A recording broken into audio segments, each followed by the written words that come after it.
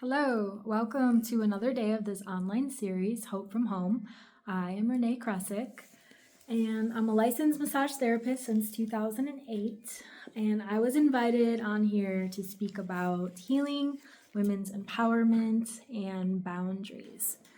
So I have quite a history of being, from home of abuse and dysfunction and, a survivor of abuse and a lot of abuse patterns. And it's been a pretty wild ride. So considering, I'm really happy to be here today and share just a little hope and healing. So, as you know, sometimes we'll start with boundaries. We live lives where we don't know how to say no. A lot of the times when we come out of, vast pain and dysfunction, we either learn to be people pleasers or very rebellious or both. But somewhere along the way, maybe boundaries was never a thing. For me, it's kind of like I raised myself. Didn't really have anybody around. I was alone a lot. So I didn't have any rules. I didn't have any discipline. I did not even know what boundaries were. And, even when people would tell me no, it's like, oh, they're such a this or that, or you can't believe it. And then later, you realize like that's all part of it. Learning to say no, learning how to protect your peace, understanding that boundaries aren't a way to build walls. They're just a way that, you communicate in the world that's not mean, but keeps it safe for yourself. And it's kind of like a dance. It's really beautiful, actually. And it doesn't always work out. There's conflict in that. I can remember, for example, one boundary I set into place is I would have this client who would always cancel on me like the day of. So just being able to say to somebody like, hey, if I don't get at least 24-hour notice, I'm going to charge you like $35. And they were kind of like appalled too, like, oh my God, I can't do that. Well, it's like, well, just respect my time.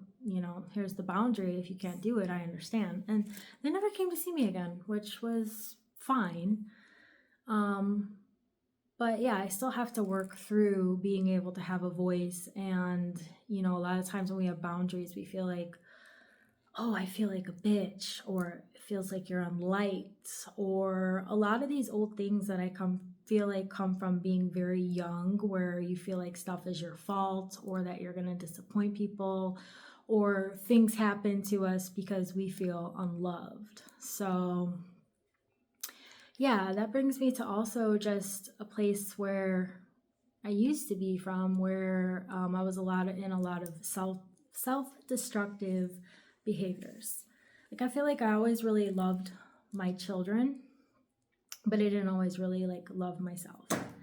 And I do feel like a lot of that was also just handed down from generations and learned. So I feel like as I started this healing journey, it was probably 2008 again, was just a really big awakening year for me when I decided, okay, I need help. And that's basically where it started. You just, you come from a place where it's suicidal. It's just life feels like imprisonment, continual binge drinking, getting high, feeling like you're going to die, not able to show up, all the hours you spend, hung over, and just feeling like shit about yourself, just perpetuating that shame cycle, reinforcing myself that I'm a piece of shit, and the behavior and the lifestyle that I lived, supporting that, thinking that like I don't deserve anything. So it's quite a beautiful healing journey, because I feel like it was just like spoken more from the heart, where it's like the universe heard me just crying out like, help me.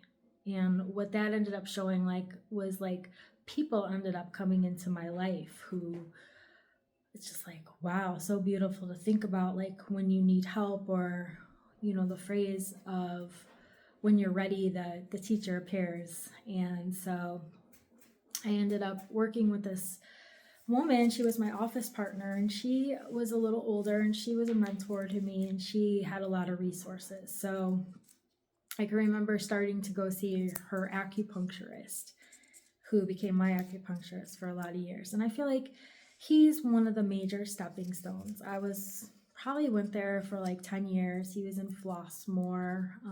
His name was Tom. You think he'd be like a Chinese guy, but he's Lithuanian. And yeah, he's more like a Taoist. So he, actually, some of these Buddhas behind me, he had an altar of Buddhas too. But I collected these a lot later. But so he didn't charge a certain amount of money. He's just like, you put your money on the altar for the services. And I can remember the first time I went for acupuncture there, we'd always drink tea for an hour because he was like a spiritual consultant, and then get needled for an hour. And, at the time I didn't have a lot of money. I was a single mom, 3 kids, like trying to figure it out. I met this woman, who became an office partner. She was looking for somebody to pay $350 to start, to rent a room. And I was like, oh man, I'm fresh out of school. I graduated in Champaign-Urbana at Parkland College. And then I moved back to Indiana because I also heard it was a mommy state, and I thought the court things were going to happen and I'll be safe in Indiana. It's a mommy state, right? No, that didn't happen. That's another story for another day. Or maybe later. So yeah, people just came into my life and these situations happened. Like, I honestly remember I needed a job. I had just moved back here. I needed a job, and I was like, I'm going to go to chiropractic offices and see if they need anything. And I'm on the couch and I'm tying up my shoes, and Cindy calls me, my office partner. I love her. She's Cindy. And she's like, hey, I'm like, down the road and I'm looking at this space, but I need another therapist who wants to, help me out, rent a room with the rent and all that. And I went and looked at it. It was just like, fell in my lap. It was so great. It was like a godsend. So I started off there, and through that time, there's a lot of things. You get evicted, building clients, all these, things happen. So it's hardcore. But then I started going to our acupuncturist, and through all those times of having tea and acupuncture, his message, he was like a center of compassion. His message really started to seep through, you don't want to hurt anymore, and you don't want to hurt others. And it's like doing things not because for any other reason other than because if you do these things, it hurts you. So you want to do things that, don't hurt you. So I was alcoholic and addicted to drugs, sex and love addict. And I had a crazy addiction to male abusive energy. And he suggested maybe go to Codependence Anonymous. And this was back in 2008 too. And I was in this really crazy relationship. I mean, domestic violence, and it was ick. It was real ick. And I could just remember feeling suicidal and hopeless. And that's what was help me. So here we are again. So I started going to Codependence Anonymous, thinking that if I could just have a place to talk, and I could uproot this emotional turmoil that I was going through, that, I could drink and I could be okay. So that was my first 12-step program. And then it opened up the world of oh shit, I'm an alcoholic. I don't even realize that I didn't know it, but denial is really strong. So it just has to be a process. And coming from that place back in 2008, fast forward to 2025, and just not even recognizing myself anymore. And I feel really empowered today. I feel really inspired. I'm in this relationship. I've been married almost 10 years to a man who really loves me. Maybe 10 years ago, I didn't even think men knew how to be faithful. And it turns out they do. So it's a lot of rewiring happening in the brain. A lot of patterns have to shift. There has to be a lot of work involved.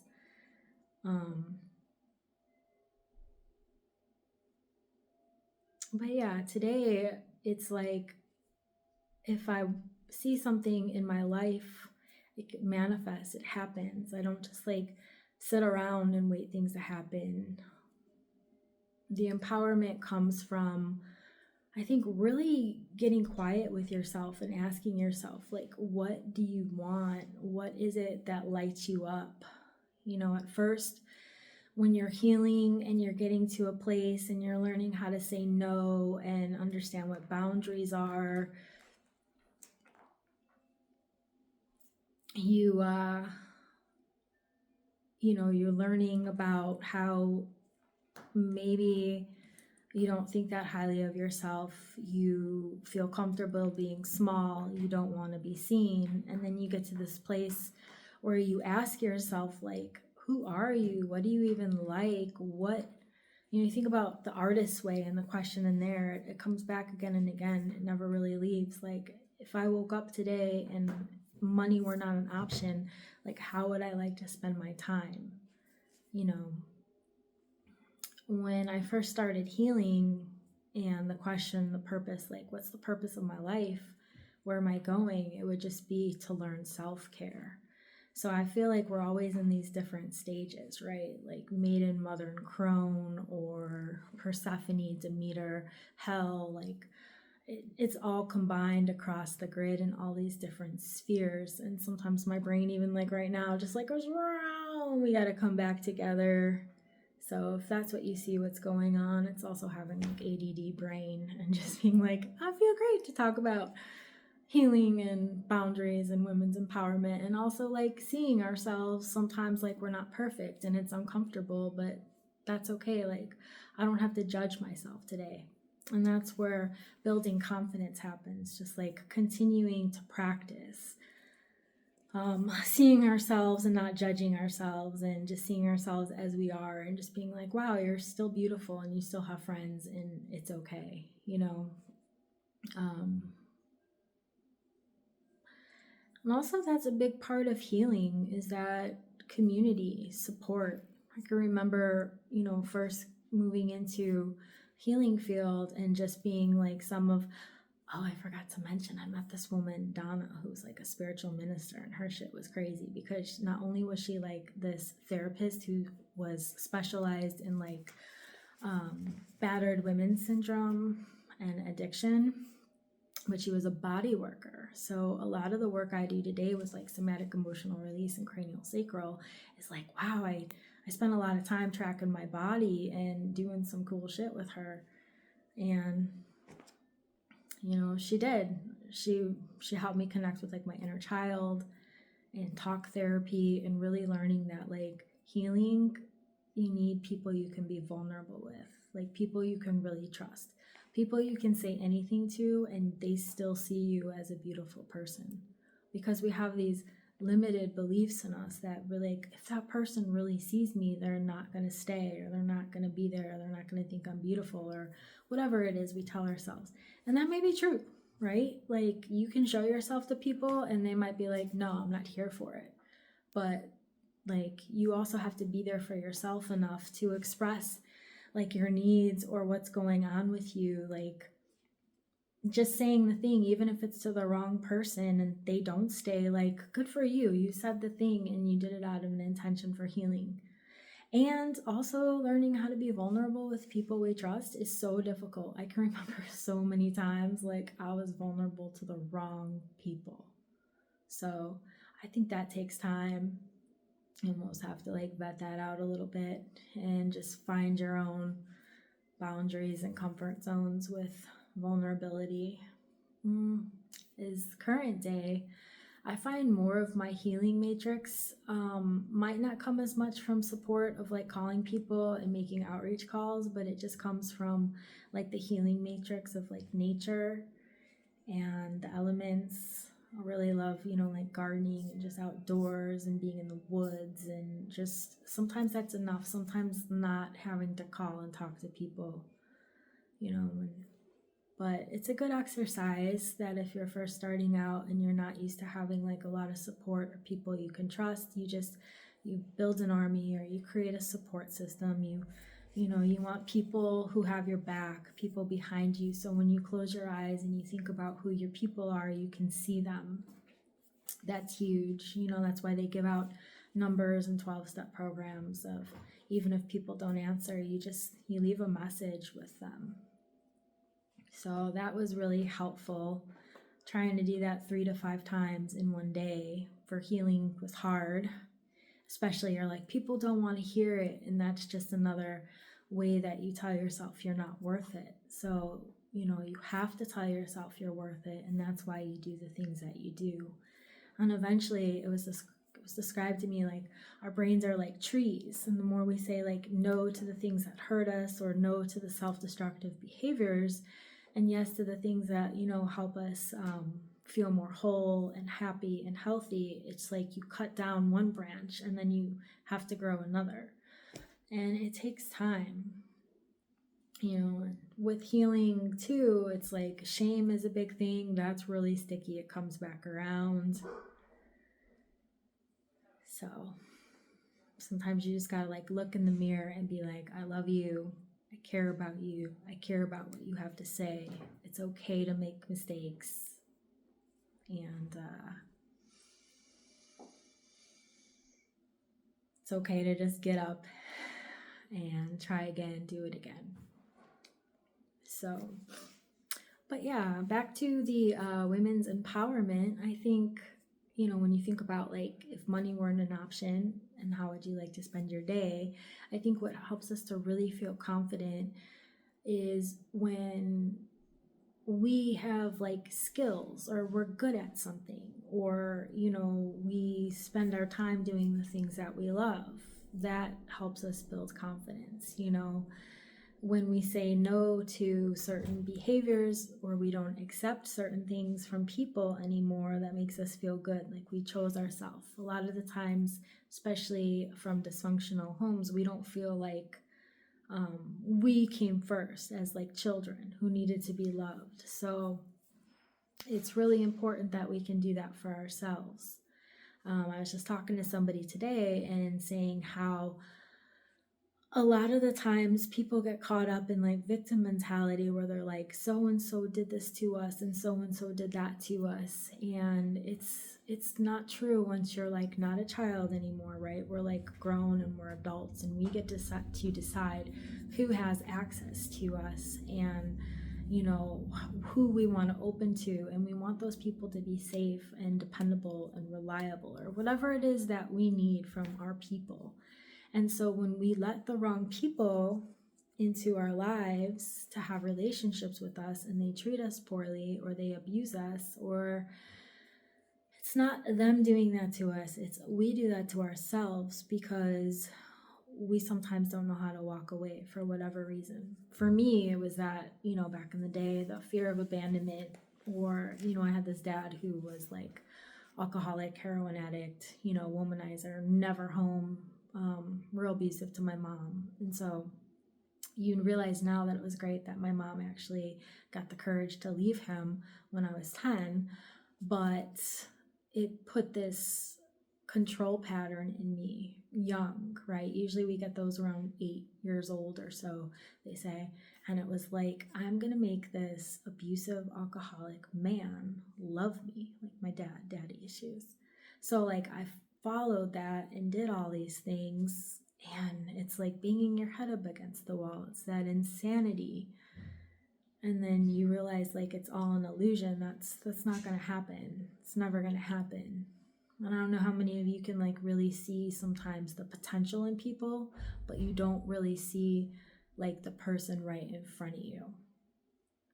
But you're right in front of you. You can see you, and just every day is a new day. So it's really neat. Everybody has their own healing journey. It's probably all over the place today, but I'm going to love myself anyway. And I'm really grateful for the opportunity to show up and have a voice and to speak. And yeah, I just feel really passionate today about healing, and I care about other people's journeys, and I can care about, you know, just spreading the word about healing, keeping your boundaries, saying no even when it's uncomfortable, feeling empowered, you know, spending your time on this earth doing things that you love. There's a lot of suffering on this planet, and that's why there's also a lot of like light workers and healers and help out there. So we just gotta keep being willing to do the work, and hopefully be able to experience, you know, the grace of God in our day-to-day life. Have a good one. Bye.